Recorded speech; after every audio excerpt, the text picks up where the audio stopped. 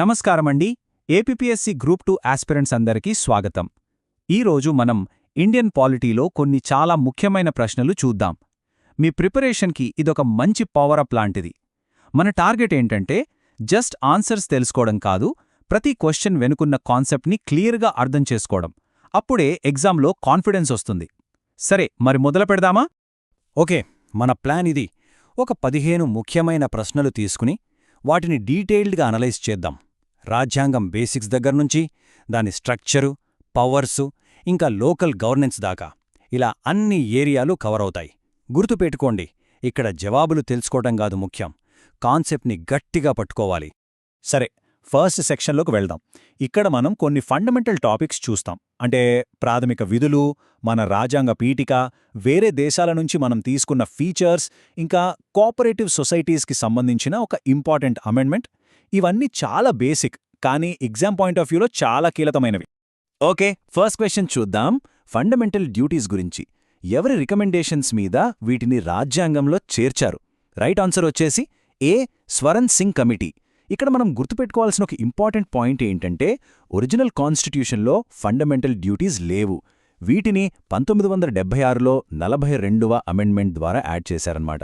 అప్పుడు ఇందిరాగాంధీ ప్రభుత్వం సిటిజన్స్కి హక్కులే కాదు, కొన్ని బాధ్యతలు కూడా ఉండాలి అని ఫీల్ అయ్యి ఈ కమిటీని వేశారు. సో ఈ మూరిటిని లింక్ చేసుకోవాలి. 42nd అమెండ్మెంట్, ఫండమెంటల్ డ్యూటీస్, ఇంకా స్వరణ్ సింగ్ కమిటీ. చాలా ఇంపార్టెంట్ లింక్ ఇది. Next question. పేటికలో లౌకిక అంటే సెక్యులర్ అనే పదాన్ని ఏ అమెండ్మెంట్ ద్వారా యాడ్ చేశారు?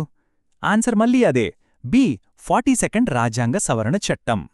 అసలు ఈ 42nd సవరణని మినీ కాన్స్టిట్యూషన్ అని ఎందుకంటారో తెలుసా? ఎందుకంటే 1976లో వచ్చిన ఈ ఒక్క అమెండ్మెంట్ రాజ్యాంగంలో బోలెడన్ని మార్పులు తెచ్చింది. ప్రియాంబుల్లో సోషలిస్ట్, సెక్యులర్, ఇంటిగ్రిటీ అనే 3 పదాలు యాడ్ అయ్యాయి. మనమిందాక మాట్లాడుకున్న ఫండమెంటల్ డ్యూటీస్ కూడా దీనివల్లే వచ్చాయి. దీని స్కోప్ చాలా పెద్దది, అందుకే ఆ పేరు. So option B correct. Okay, ఇప్పుడు ఒక మ్యాచ్ ది ఫాలోయింగ్ క్వశ్చన్. ఇలాంటివి చాలా కామన్. మన రాజ్యాంగంలో ఉన్న ఫీచర్స్ని ఏ సోర్స్ నుంచి తీసుకున్నామో మ్యాచ్ చేయాలి. ఇక్కడ కరెక్ట్ ఆప్షన్ సి అవుతుంది. సరే, ఒక్కొక్కటిగా డీకోడ్ చేద్దాం. First, emergency provisions. ఇవి మనం గవర్నమెంట్ ఆఫ్ ఇండియా యాక్ట్ 1935 నుంచి తీసుకున్నాం. కానీ ఇక్కడ ఒక ట్విస్ట్ ఉంది. ఎమర్జెన్సీ టైంలో ఫండమెంటల్ రైట్స్ని సస్పెండ్ చేయడం అనే కాన్సెప్ట్ మాత్రం జర్మనీ వైమర్ కాన్స్టిట్యూషన్ నుంచి తీసుకున్నాం. ఈ రెండింటి మధ్య కన్ఫ్యూజ్ అవ్వద్దు.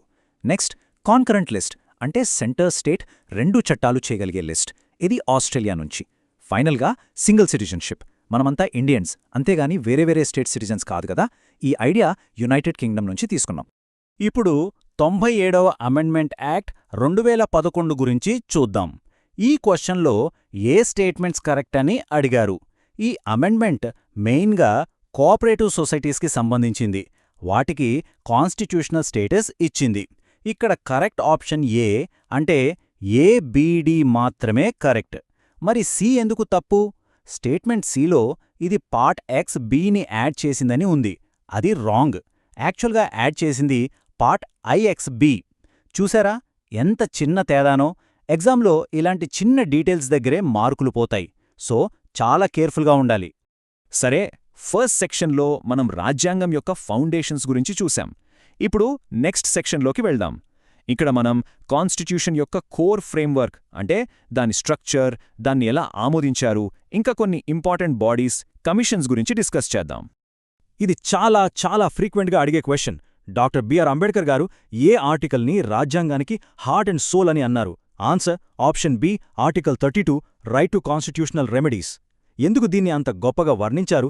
సింపుల్, మనకి ఫండమెంటల్ రైట్స్ ఇచ్చారు, బానే ఉంది. కానీ ఆ రైట్స్కి ఏదైనా ప్రాబ్లం వస్తే వాటిని కాపాడుకోవడానికి ఒక మెకానిజం ఉండాలి కదా. అదే ఈ ఆర్టికల్ 32. దీని ద్వారా మనం డైరెక్ట్గా సుప్రీంకోర్టుకు వెళ్లొచ్చు. ఇది లేకపోతే మిగతా రైట్స్ అన్ని వేస్ట్. అందుకే ఇది హార్ట్ అండ్ సోల్ అన్నమాట. ఇక్కడ 2 డేట్స్ ఉన్నాయి. ఆస్పిరెంట్స్ చాలాసార్లు కన్ఫ్యూజ్ అవుతారు. క్వశ్చన్ని చాలా జాగ్రత్తగా చదవాలి. ఇక్కడ అడిగింది ఆమోదించింది, అడాప్టెడ్, ఎప్పుడో అని. So correct answer C, November 26, 1949. ఈరోజు మన కాన్స్టిట్యూషన్ని మనం అడాప్ట్ చేసుకున్నాం. మరి జనవరి 26, 1950 ఏంటి? ఆ రోజు కాన్స్టిట్యూషన్ అమలులోకి వచ్చింది. ఈ రెండింటి మధ్య తేడా చాలా important. Okay, next question. Union ఎగ్జిక్యూటివ్తో డీల్ చేసే పార్ట్ ఏది? Correct answer D, part V. Union executive అంటే ఎవరొస్తారు? President, vice president, prime minister, council of ministers, attorney general వీళ్ళందరూ. దీన్ని ఈజీగా గుర్తుపెట్టుకోవాలంటే పార్ట్ వి యూనియన్ గవర్నమెంట్ గురించి చెప్తుంది, దాని వెంటనే వచ్చే పార్ట్ వి స్టేట్ గవర్నమెంట్స్ గురించి చెప్తుంది. సింపుల్. ఇది స్ట్రెయిట్ ఫార్వర్డ్ క్వశ్చన్. మన ఒరిజినల్ కాన్స్టిట్యూషన్లో ఎన్ని షెడ్యూల్స్ ఉండేవి? ఆన్సర్ 8. అవును, 1950లో రాజ్యాంగం అమల్లోకొచ్చినప్పుడు 8 షెడ్యూల్స్ మాత్రం ఉండేవి. ఆ తర్వాత వేర్వేరు అమెండ్మెంట్స్ ద్వారా మరికొన్ని యాడ్ చేశారు. ఇప్పుడు ప్రెజెంట్గా మనకు 12 షెడ్యూల్స్ ఉన్నాయి. So correct option A.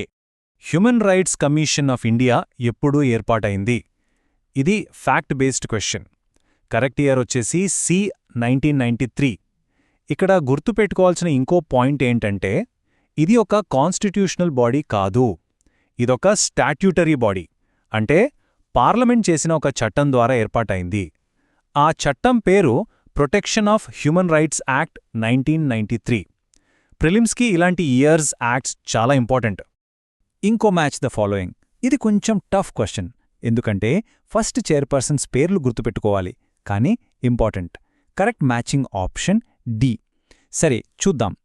National commission for ఎస్టీస్కి మొదటి చైర్పర్సన్ కున్వర్ సింగ్, మైనారిటీస్ కమిషన్కి జస్టిస్ మొహమ్మద్ సర్దార్ అలీ ఖాన్, ఎస్సీ కమిషన్కి సూరజ్ భాన్, ఇంకా బీసీ కమిషన్కి జస్టిస్ ఆర్ఎన్ ప్రసాద్.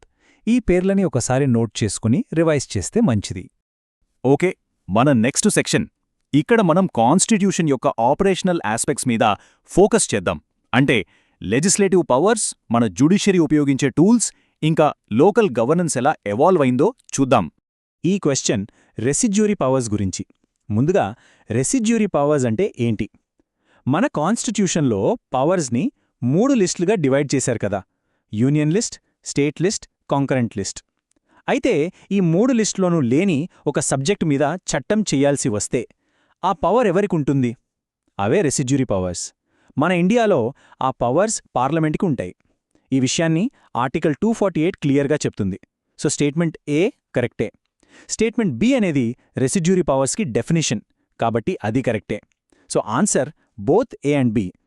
ఇప్పుడు రిట్స్ గురించి. ఇవి మన రాజ్యాంగం మనకిచ్చిన చాలా పవర్ఫుల్ టూల్స్.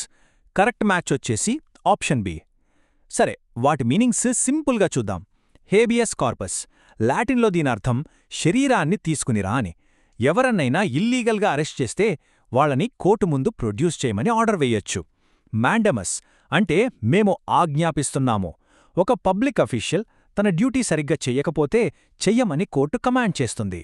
కోవారంటో అంటే ఏ అధికారంతో ఒక పబ్లిక్ ఆఫీస్లో ఉన్న వ్యక్తికి ఆ పొజిషన్లో ఉండే అర్హత ఉందా అని ప్రశ్నించడం.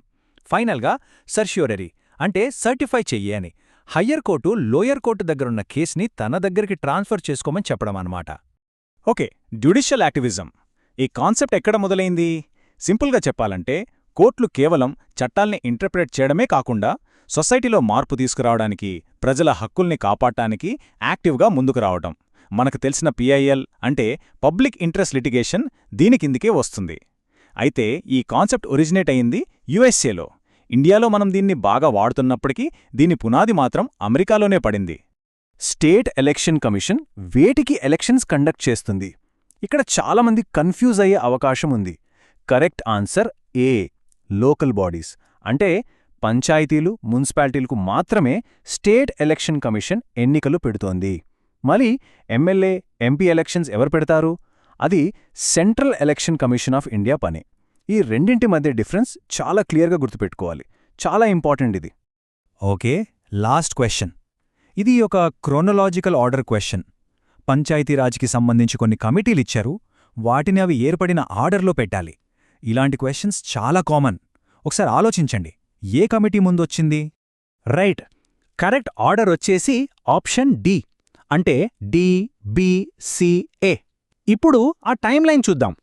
అన్నిటికంటే ముందొచ్చింది బల్వంత్ రాయ్ మెహతా కమిటీ 1957లో. ఈ కమిటీయే 3 టైర్ పంచాయతీరాజ్ సిస్టమ్ని రికమెండ్ చేసింది. అందుకే ఆయన్ని ఫాదర్ ఆఫ్ పంచాయతీరాజ్ అని కూడా అంటారు. దాని తర్వాతొచ్చింది దంతవాలా కమిటీ 1978లో. ఇది బ్లాక్ లెవెల్ ప్లానింగ్ మీద ఫోకస్ చేసింది. Next LM Singhvi committee 1986. Panchayati Raj సంస్థలకి కాన్స్టిట్యూషనల్ స్టేటస్ ఇవ్వాలని గట్టిగా చెప్పిన ఫస్ట్ కమిటీ ఇదే.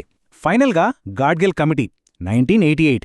ఈ కమిటీ కూడా కాన్స్టిట్యూషనల్ స్టేటస్ని సపోర్ట్ చేసింది. ఈ కమిటీల రికమెండేషన్స్ వల్లే చివరికి 73rd అమెండ్మెంట్ వచ్చింది. అలాగే మనం చాలా ముఖ్యమైన ప్రశ్నల్ని, వాటి వెనకున్న లాజిక్స్ని అనలైజ్ చేశాం. ఇప్పుడు ఈ మొత్తం డిస్కషన్ నుంచి మనం తీసుకోవలసిన ఫైనల్ టేక్అవే ఏంటి? మీ ప్రిపరేషన్ స్ట్రాటజీకి ఇది చాలా హెల్ప్ అవుతుంది. ఈ ఒక్క మాట బాగా గుర్తుపెట్టుకోండి. జస్ట్ ఆన్సర్స్ బట్టి పట్టొద్దు, కాన్సెప్ట్ని మాస్టర్ చేయండి. ప్రతి ఆర్టికల్, ప్రతి అమెండ్మెంట్ వెనుక ఉన్న ఎందుకు అనే క్వశ్చన్ వేసుకోండి. ఆ ఎందుకుకి మీకు ఆన్సర్ తెలిస్తే ఎగ్జామినర్ క్వశ్చన్ని ఎలా తిప్పి అడిగినా మీరు ఈజీగా ఆన్సర్ చేయగలరు. అదే విజయానికి అసలైన కీలకం. మీ అందరి ప్రిపరేషన్ విజయవంతం కావాలని కోరుకుంటున్నాను. All the best.